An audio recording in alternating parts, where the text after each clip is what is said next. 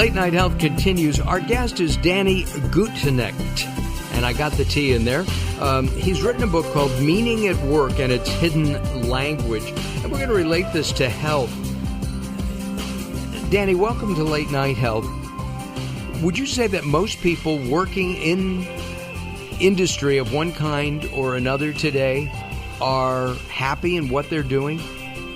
Well, Gallup just ran a recent poll, and they've actually been running polls for about 20, 30 years on this, but they found that most people are disconnected from their work, about 70%. And so you've got, of course, levels of disengagement, but for the most part, 20% of actually the entire population just can't stand where they work, and then, there's another about 50% that shows up just lukewarm, apathetic. And they don't care. They're there 9 to 5, and that's it. Yeah. Is that a way to be healthy and happy? Well, actually, no, not at all. I wrote a book called Meaning at Work and Its Hidden Language, which talks about meaning models, but meaning, there's been a ton of research around this recently, and we're finding things like, for example, out of UCLA, they did some research, and they found there's two sorts of happiness. There's eudaunic and hedonic. And so the hedonic happiness is actually, the pursuit of pleasure. And the eudaunic happiness is, the type of joy you'll struggle for, a meaning.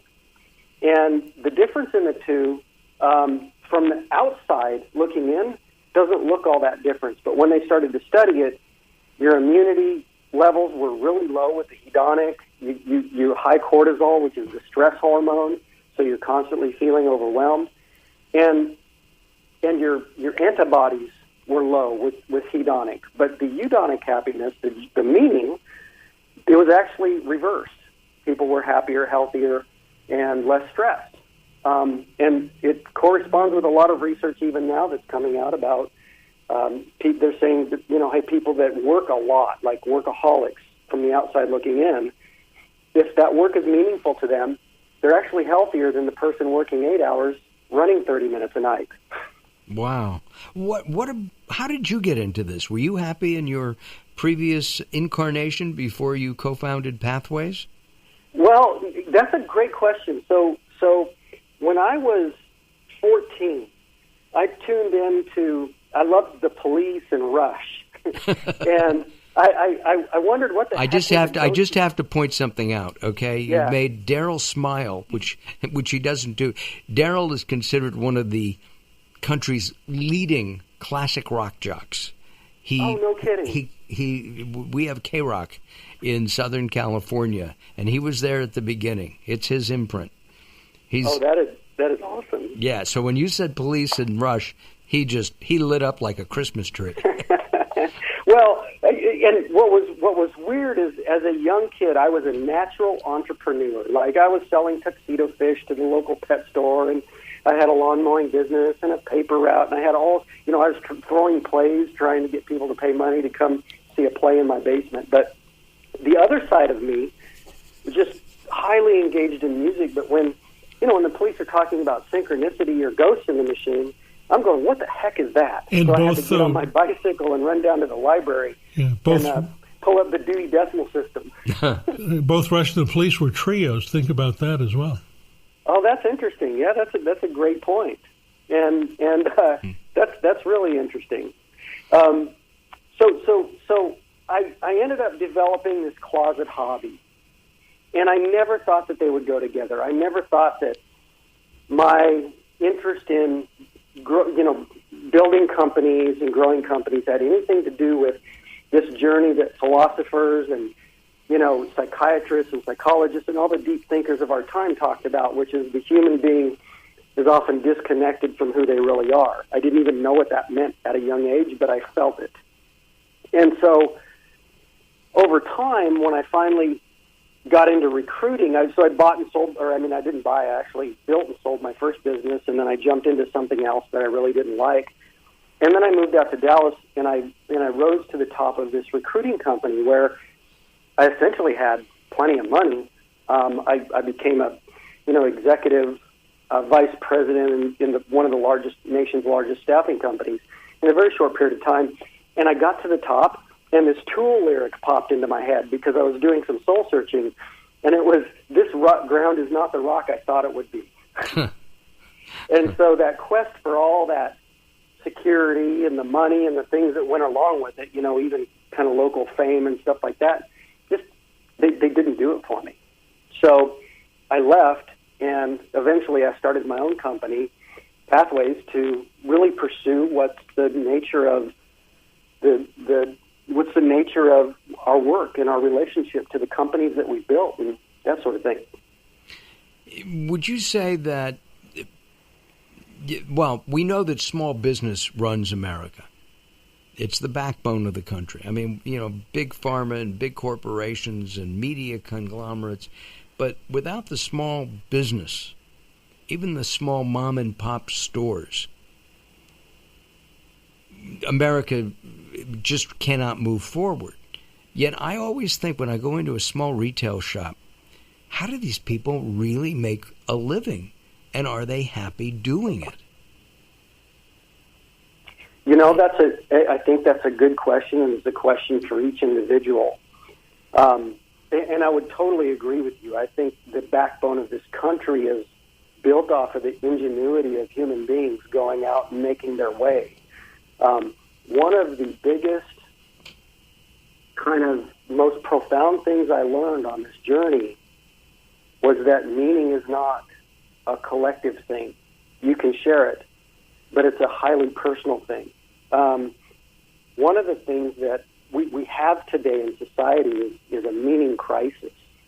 As good as we've gotten at human rights with democracy and politics, as good as we've gotten with scientific progress and technology, and as good as we've gotten with actually building resources. I mean, today it's unprecedented, the amount of flourishment that we have. Meaning has gotten worse. And it's gotten worse because we've become more disconnected from maybe the nitty-gritty of those, daily things that we do, as opposed to,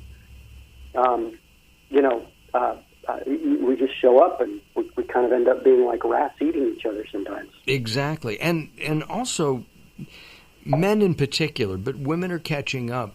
What we do for a living often is how we envision ourselves. It's our self-worth. It's what makes us tick. And today, people are saying, gee, I'm not going to be a doctor anymore. I really want to be a forest ranger. Mm-hmm. Right? And they do it. And they love it. I've interviewed over 20,000 people in the course of the last probably 30 years. A good amount of those, 10,000 of them, were on videotape. I was able to go back and watch on videotape or even audio tape. I've run into, doctors that seemed super unhappy that, and then you find out that, well, this doctor in particular in Minneapolis, his father, his grandfather, his uncles, his brothers, they were all doctors. But he really wanted to play in the Boston Symphony. And once he comes to that revelation, he's like, gosh, I think he'd been in medicine for 18 years, and he's like, I think I have to start to pursue this symphony thing after this conversation, because I'm just running a program that was passed down to me as the way to be, but it's not my way to be. And a lot of people, I know that a lot of people take that, the family pressure. What, you want to be we were just talking about music. You don't want to go into music. That's your hobby. You don't want to be a professional because you could never make money at it. It always boils down to the bottom line. Yeah. And right? And I think the pressure's even worse because we as a society worship the money so much, or the material comforts that comes from that, and it's really a challenge between who we really are and our ego. And so we grow up in this culture where the ego says, hey, having a new car is better, having all of these things around you, these material goods around you is better. And it's just not the case. Yourself, who you really are, doesn't really care about your material comforts. It's about meaning. I want to rename your book. I know it's been out for a while, but so the second edition is Meaning at Life, because that's really what you're talking about. I've heard that a lot. In fact, a lot of people that read the book, here's what's funny. I wrote the book as a way for organizations, because of this very cultural problem that you and I are talking about, as a way of organizations that they can curate their environment so that people can find meaning and attach to it there at the organization. But I've had countless executives and people that have just read it and said, this has changed the way that I look at my career personally. And so my answer is yes, it addresses meaning at life, and there will be more that comes out about that in the future. All right. Well, if you need a co-author without any experience in this kind of work, let me know. We're both Daryl and I are available. Oh, that's awesome. Yeah, I'd love to keep talking and chatting about this stuff. I mean, this never gets old for me. It's amazing to me that people still relate to what they do, and if they're unhappy at work, they've got to be unhappy in life. So this is a way of really making a big change. Well, go ahead. I'm sorry. Yeah, go ahead, Danny. He pointed at me for some reason. I don't know. No, this is amazing. So think about it this way. At least 57% of our life is working. We're spending it doing something in service to resources, right? There was a great study by Patrick Hill and this guy named Nicholas Turano out of University of Wisconsin. And he worked with some folks overseas too, but like 7,000 middle-aged people, 9,000 over in the UK that are over 50. And they found out that if you have meaning and purpose in your life, you got a 30% lower risk of dying, heart disease decreased by 27%, stroke by 22%, Alzheimer's by 50%.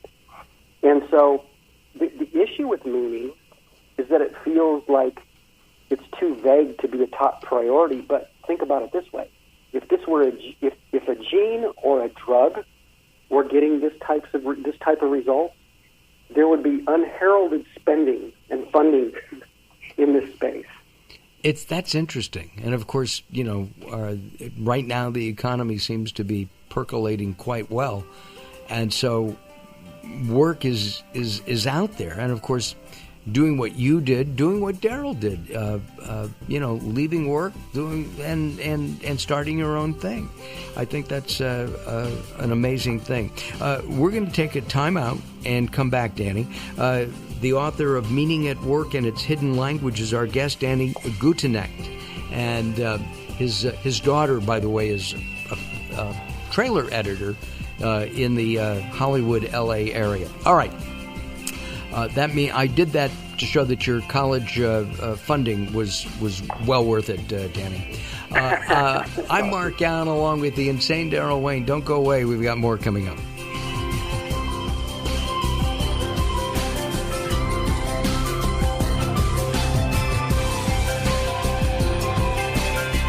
You're listening to Late Night Health with Mark Alyn. The show continues in a moment. The experts at Web.com want to build your business a successful website for free, just like we did for these current Web.com customers. We've looked at other website designers. There's nobody better than Web.com. Web.com can build your website in as little as 7 days free. Plus, we'll promote it on all the major search engines. If after 30 days you're happy, we'll continue to provide promotion, hosting, support, and maintenance, all for one low monthly fee. If not, cancel and pay nothing. If you're in business and you don't have a web presence, you won't be taken seriously. Call right now and you'll also get a free .com or .net domain name for your new website, powered by VeriSign, the world's leading domain name provider. No upfront charge for site build, after which ongoing fees apply. Rights to site are relinquished when canceled. Domain included during active service, after which fees apply. 800-489-8751. 800-489-8751. 800-489-8751.